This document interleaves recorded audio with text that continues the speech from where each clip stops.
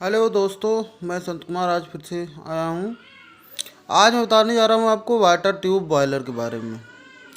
Water tube boiler इसके अंतर्गत Bangkok और बैबकॉक और विलकॉक्स बॉयलर तथा स्टेलिंग बॉयलर आदि आते हैं। ये जो आपके सामने डायग्राम है, ये बैबकॉक और विलकॉक्स बॉयलर है। इसमें होता क्या है, इसमें बॉयलर चिकनाई पर टिका रहता है। यह बॉयलर एक बेलनाकार ड्रम होता है जिसमें पानी भरा होता है। आप देख सकते हैं, ये बेलनाकार ड्रम है, इसमें पानी भरा हुआ है। ड्रम के नीचे नल नालियाँ जो परस्पर समांतर तथा ड्रम के परिक्षेप में नत होती हैं, लटकी अवस्था में हैंडल की सहायता से लगी होती हैं। नालियों का एक सिरा डाउन टेक हैंडल पर जुड़ा होता है। ठीक है ना दोस्तों। ये दोनों हैंडल्स बॉयलर ड्रम से जुड़े रहते हैं। ड्रम का पानी डाउन टेक हैडर से नीचे आता है तथा जल नालियों से प्रवाहित होकर अपटेक हैडर से होकर पुनः बॉयलर ड्रम में चला जाता है।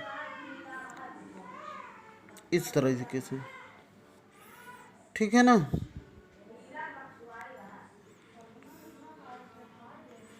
जब भट्ठी में उपजी दग्ध गैसों जल नलिकाओं के ऊपर से प्रवाहित होती है और अपनी ऊष्मा इन नलिकाओं तथा उसमें बहने वाले जल को आंतरित करती है, तो ऊर्जा ग्रहण कर कुछ पानी भाप में बदल जाता है और पानी तथा भाप का यह मिश्रण नालियों से होकर ड्रम में आ जाता है।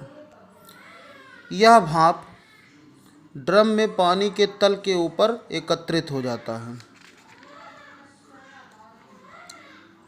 जल नालियों में पानी का संचरण संवहन के सिद्धांत पर होता है। अपटेक हैडर क्योंकि भट्ठी के समीप तो होता है, इसीलिए डाउन टेक हैडर की अपेक्षा अधिक गर्म हो जाता है। इसके बाद अपटेक हैडर में पानी अधिक गर्म होकर ऊपर की ओर चढ़ता है और ड्रम में पहुंच जाता है।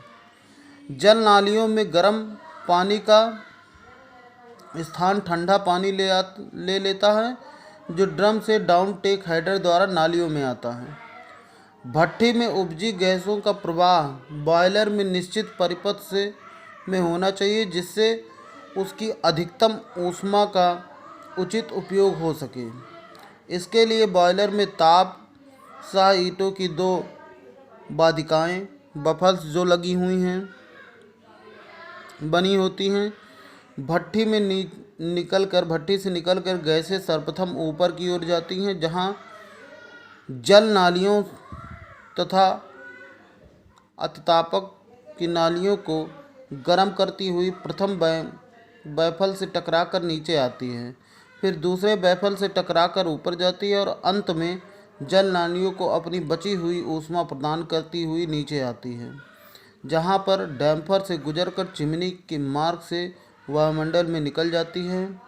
डैम्पर दग्ध गैसों के प्रवाह का नियंत्रण करता है, जिससे स्वतः ही निर्वात उत्पन्न होता है और भट्ठी जाली पर बाहर से आने वाली वायु को प्रवाह बनाए रखता है।